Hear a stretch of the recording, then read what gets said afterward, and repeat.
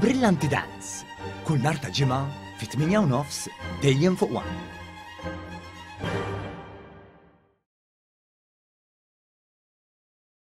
Il-Gvern ġeddet u saħħaħ ftehim ma' Hospice Malta li se jassigura s-sostenn, it-tisħiħ u żieda tas-servizzi tagħha fil-komunità.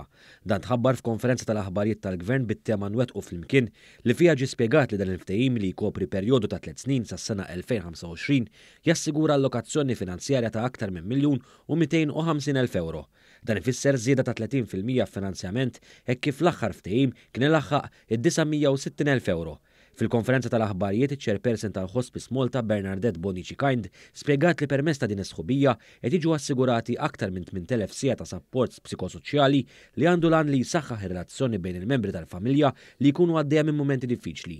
Minn barra din l-għajnuna l-Hospice Malta se toffri wkoll ma' 15,000 siegħa ta' sapport lil pazjenti fir-residenzi tagħhom stess minħabba li jista' jkun hemm istanzi fejn il-klijenti jsibuha diffiċli biex jingħataw sapport u kura barra mid-dar. Is-servizzi propja li nofru fil-komunità, speċjalment ma' dal-kuntratt, jikkaverar terapiji kollha li mhumiex mediċi, jiġifieri psikoloġiki, emozjonali, spiritwali.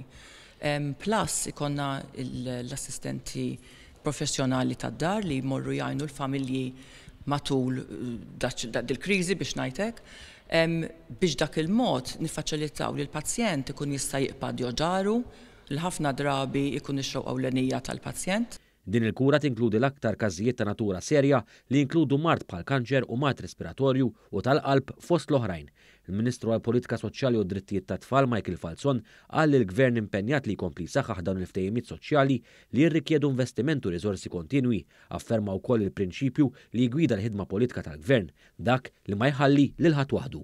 Kura paljattiva mhijiex faċli, min jaħdem fiha bħal hospice verament qed jagħmel missjoni, aħna nħossu li għandna nkunu parti wkoll minn dik il-missjoni. Inħares il-qudiem li nagħmlu aktar ftehimiet biex ir-realtajiet anke kif fra tal-ħajja dak li jkun jgħaddi minnhom b'dinjità.